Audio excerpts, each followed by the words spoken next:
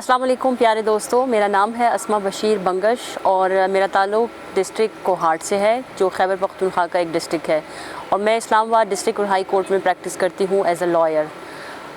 मुझसे जो आज पूछा गया सवाल है या मुझसे मेरी राय पूछी गई है कि आजकल जो ख़ानदानी मसाइल इतने चल रहे हैं और पाकिस्तान में जो शरअ तलाक़ है या खुला है वो बहुत ज़्यादा बढ़ गई है, तो मैं बहैसियत वकील उसके बारे में क्या सोचती हूँ।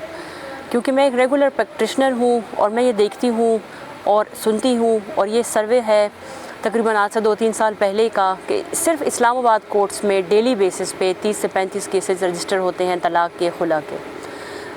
बहैसियत वकील मैं ये समझती हूँ कि इसकी चंद एक वजूहात हैं। सारी वजूहात तो मैं अभी बता नहीं सकती हूँ, लेकिन जो चंद एक वजूहात हैं उसमें से बहुत बड़ी एक वजह ये है कि हमने बहुत सारी अपनी रिवायात को मज़हब समझ के उस पर चलना शुरू कर दिया है।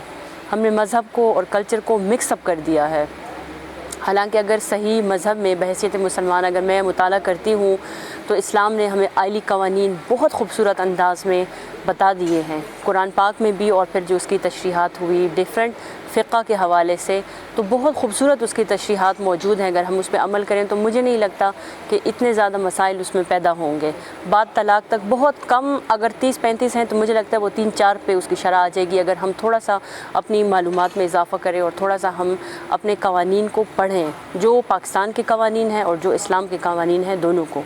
उसके अलावा जो दूसरी एक बहुत बड़ी वजह है वो ये है अदम बर्दाश्त। हमारे पाकिस्तान में जो आजकल हालात चल रहे हैं माशियत के हवाले से, ग़ुरबत के हवाले से, इलिटरेसी के हवाले से, बहुत सारे इतने मसाइल हमारे इकॉनमी के चल रहे हैं जिसकी वजह से बहुत लोगों में अदम बर्दाश्त आ गई है। लोग दूसरे को बर्दाश्त नहीं करते। और फिर उसमें क्या होता है, जो सालसी होता है, सालसी का किरदार मुस्बत नहीं रहा।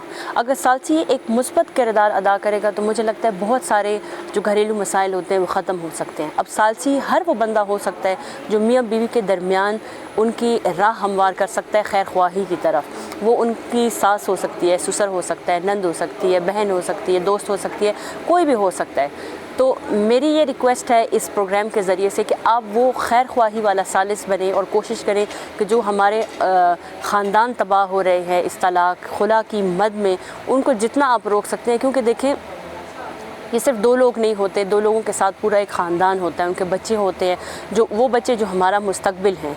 तो अगर हम सालसी बन के एक पॉजिटिव रोल प्ले करेंगे तो मुझे लगता है कि ये शरह बहुत कम हो सकती है। और ये शरह सिर्फ मैंने इस्लामाबाद की बताई है। अब आप नीचे कमेंट करके अपने अपने इलाके की बता सकते हैं कि वहाँ पे जो हमारे आइली कवानीन है या जो हमारा ख़ानदानी सिस्टम है वो उस किस तरह से चल रहा है। बहुत शुक्रिया। ठीक है, पहले ऐसा नहीं है कि पहले तलाक़ें नहीं होती थी या खुला नहीं होती थी, पहले भी होती थी।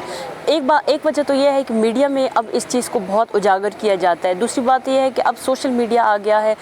सोशल मीडिया का जहाँ बहुत पॉजिटिव रोल है वहाँ बहुत नेगेटिव रोल भी है। इसने लोगों को एक हम कह सकते हैं कि नकली ज़िंदगी में लोगों को मुब्तला कर दिया है। जैसे हम ड्रामे देखते हैं, फ़िल्में देखते हैं, जो ज़िंदगियाँ वहाँ दिखाई जाती हैं बहुत पुरआसाइश और बहुत उसमें आसाइशें दिखाई जाती हैं, जो हकीकी ज़िंदगी में औरतों को या मर्दों को वो नहीं मिलती हैं। ज़्यादातर औरत इसलिए मैं कहती हूँ क्योंकि औरतें थोड़ी सी जज्बाती होती हैं। जब उनको हकीकी ज़िंदगी में वो सब आसाइशें नहीं मिल रही होती हैं तो वो समझती हैं कि शायद हमारी ज़िंदगी जो है वो ख़त्म हो गई है। तो सोशल मीडिया का और इलेक्ट्रॉनिक मीडिया का इसमें बहुत ज़्यादा इम्पोर्टेंट रोल है। और मैं समझती हूँ कि समहाउ अगर वो पॉजिटिव है तो, अगर थोड़ा पॉजिटिव है तो ज़्यादा उसमें नेगेटिव भी है मेरे नज़दीक।